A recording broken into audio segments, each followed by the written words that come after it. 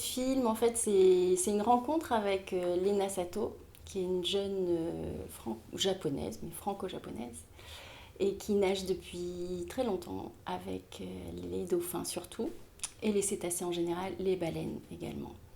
Voilà, on a rencontré cette fille et on a eu une vraie rencontre. Et après, on a essayé de monter un film ensemble, qu'on co-réalisait donc tous les deux. Ça a été un petit peu complexe parce qu'on n'arrivait pas vraiment à monter ce film qui était pourtant un très beau projet. Et voilà. Et il se trouve qu'après, elle a rencontré quelqu'un, son compagnon actuel, qui lui a fait des photos pendant 5 ans de requins. Donc ils se sont rencontrés aussi avec ce lien et cet amour pour la mer. Et quand Léna a été enceinte, et ben là, il y a eu une espèce de déclic qui a fait que finalement, on a enfin réussi à monter ce film avec d'ailleurs d'autres producteurs. Et comme une grossesse, c'est du temps. Et du coup, on a fait ce film sur 4 mois, en fait, de son 5e mois de grossesse jusqu'à son accouchement. Voilà. Moi, je rajouterais qu'en fait, oui, c'est étrange comme le projet un peu dérivé, c'est-à-dire qu'au départ, c'était vraiment sur la communication entre quelqu'un qui doit régler des problèmes, en l'occurrence Léna, qui a réglé ses problèmes, des problèmes émotionnels, enfin vraiment une dépression par sa rencontre avec les dauphins. Donc comment les dauphins peuvent nous soigner, quel est le rapport des dauphins aux hommes. Et c'était le premier film, et c'est devenu maintenant comment un fœtus, quelle va être la rencontre d'un fœtus et de nouveau des cétacés. Et voilà, et donc ça s'est passé sur combien 4 ans. Je pense que ce projet est né il y a 4-5 Oui. ans, hein, quasiment. Et d'un coup, avec la grossesse, on avait un timing et on est parti.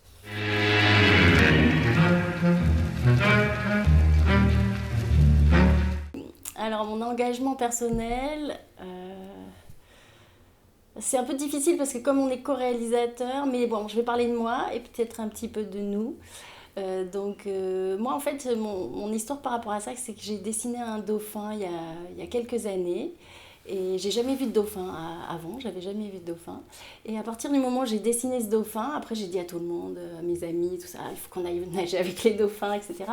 Puis après j'ai un peu regardé sur internet, je me suis dit, ah non mais c'est vraiment hors de prix, très loin, des belles destinations, tout ça, mais ça va être difficile. Et il y a eu quelque chose d'un peu magique qui fait que finalement, euh, Patrice Van Der Sen, donc Yann Connet, nous a présenté, parlé d'abord de Lena Sato. Et du coup, on était assez intéressés par la rencontrer, puisqu'elle elle nage avec les dauphins depuis très longtemps et qu'il était fasciné par cette personnalité. Donc on l'a rencontrée. Effectivement, nous aussi, on a eu vraiment une belle rencontre avec elle. Et voilà, donc moi, mon investissement, c'était de me dire, tiens, c'est comme si j'avais eu l'appel des dauphins et que je puisse aller jusqu'au bout de ce rêve. Et après, l'autre chose, c'est que tous les deux, on co-réalise pour la première fois, alors qu'on a travaillé très souvent ensemble, mais jamais en co-réalisation. Et du coup, c'était une aventure un peu, j'allais dire, à deux, mais aussi finalement c'est que des couples, parce que finalement nos producteurs c'est aussi un couple. Et donc c'est quelque chose d'un peu communautaire, je dirais même au-delà de nous, c'est comment on est touché, nous les êtres humains, avec les rencontres interespèces et comment on peut aller de plus en plus de personnes touchées. Pour moi, ce qui est très important, c'est cette conscience en fait, qu'on est lié à d'autres espèces, qu'on est lié à cette planète et que quand on essaie de la protéger peut-être quand même, hein, si on y arrive tous ensemble.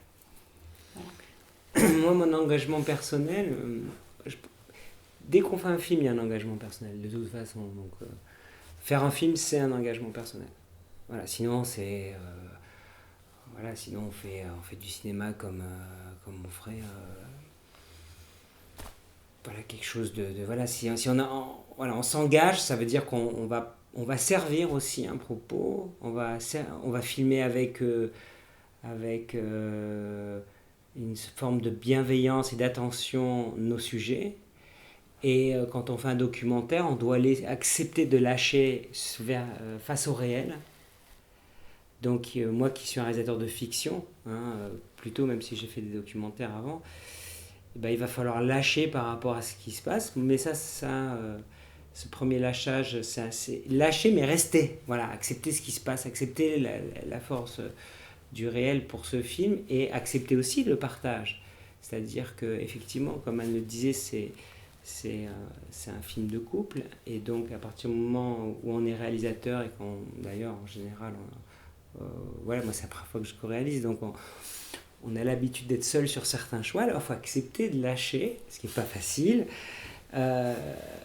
sur ces choses. Et la meilleure façon, d'ailleurs, ça a été de se partager en partie le tournage, sur des parties où moi j'ai fait une partie du tournage, et puis après, Anne est partie seule faire une autre, et après on est parti ensemble. Et ça va donner la couleur au film, et c'est ce mélange de regards. Donc il y a l'engagement dans ce genre de film, c'est d'accepter ce collectif à tous les niveaux. Voilà, je dirais que c'est ça qui est un peu particulier pour moi, accepter de se dire qu'on doit, voilà, on prend des décisions ensemble, tu vois, lutter. Alors je n'ai pas toujours réussi, hein. Je n'ai pas toujours réussi, et plutôt au montage, on dirait que je n'ai pas toujours réussi à d'un coup, tu vois, de ne pas avoir ta propre vision. Donc voilà, le travail, c'est fait comme ça. Mais c'est ce qui donne la force du film et sa particularité, et c'est ce qui était notre engagement, le désir de le faire ensemble, c'est ce mélange. On va faire un film sur ce sujet, on va le faire ensemble, on va le partager jusqu'au bout, ce qui n'était pas le cas avant. On a travaillé ensemble, mais sans les partager.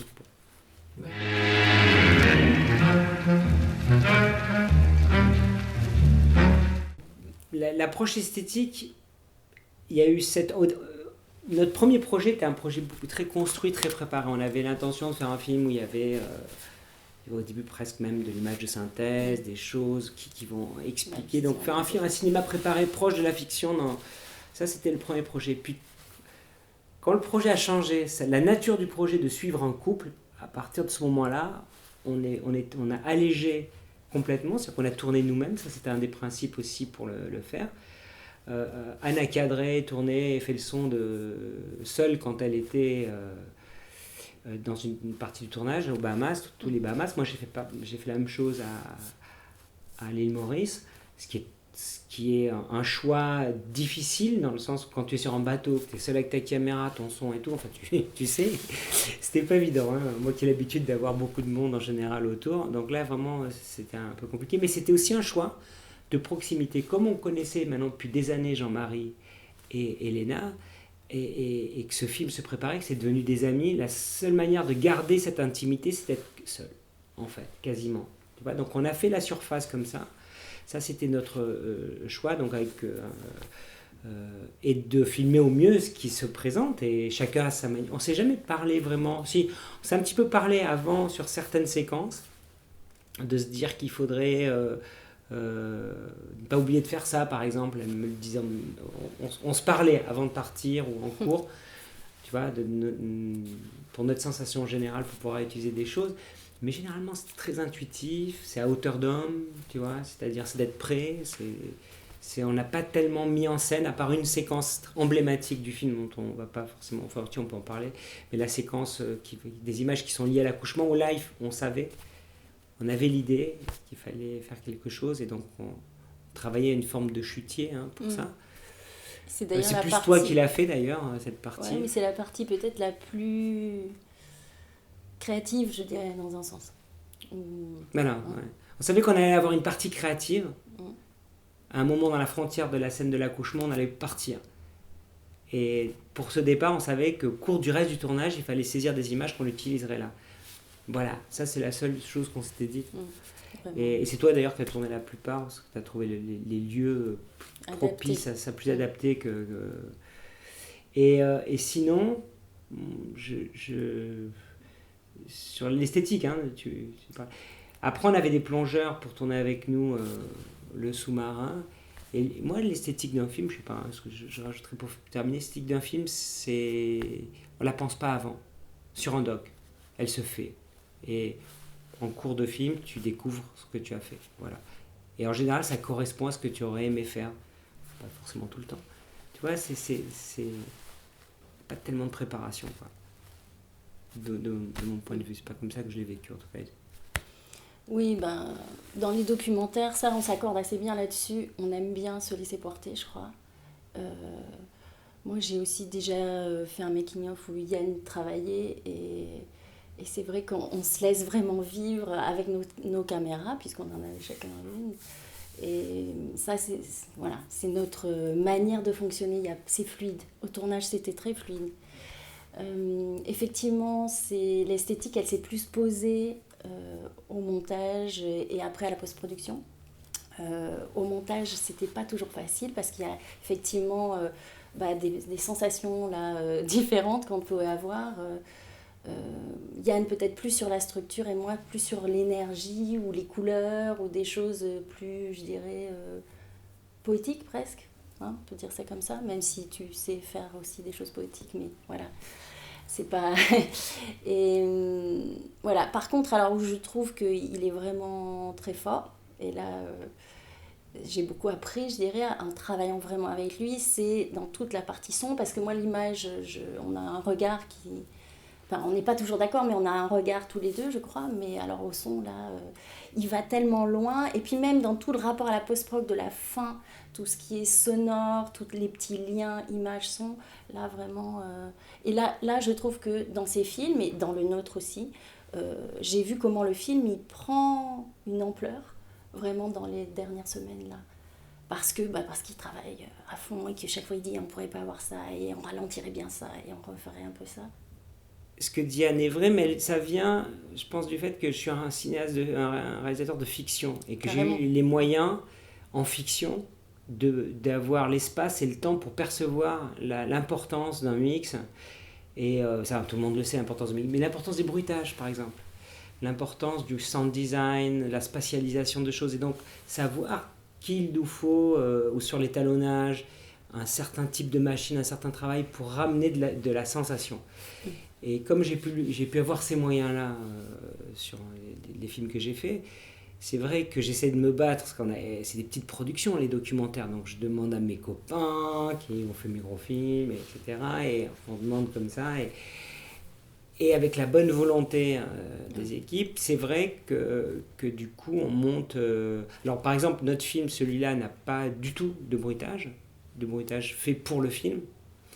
Mais dans et ça, on n'a pas pu avoir ça, et ça gêne pas d'ailleurs dans le film. Mais je sais que ça, c'est encore une autre étape, c'est de se rendre compte à quel point dans un documentaire tout simple, on est dans une cuisine, on aide juste à incarner en fait la perception par une passe de bruitage, ou voilà, et quelque part utiliser le savoir-faire de la fiction sur le documentaire pour augmenter le sensoriel, c'est ça dans un doc, hein. Et de l'augmenter et de travailler ça. C'est vrai qu'on a un peu poussé avec les petits moyens qu'on avait, hein, parce qu'on a mixé ce film en 2 jours, hein, ça n'a rien à voir avec 52 minutes en 2 jours, en fiction ça n'existe pas. Mais quand même, voilà, on s'est débrouillé, et je suis moi assez heureux du résultat final de notre film, tu vois, sur le son, effectivement. L'image, on sait qu'on peut, et on l'a fait ensemble, tu vois, l'étalonnage, Anne connaît les outils et tout, mais c'est vrai que sur le son, on a eu... merci à toute l'équipe du son, au générique. Non, mais c'est vrai, exactement. Oui, c'est vrai. Pour vraiment pas grand-chose.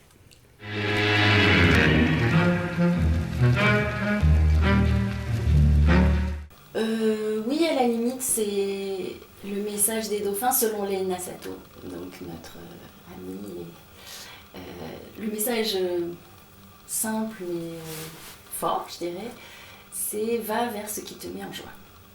Donc voilà, je vous invite à tester ce petit mantra dans votre vie.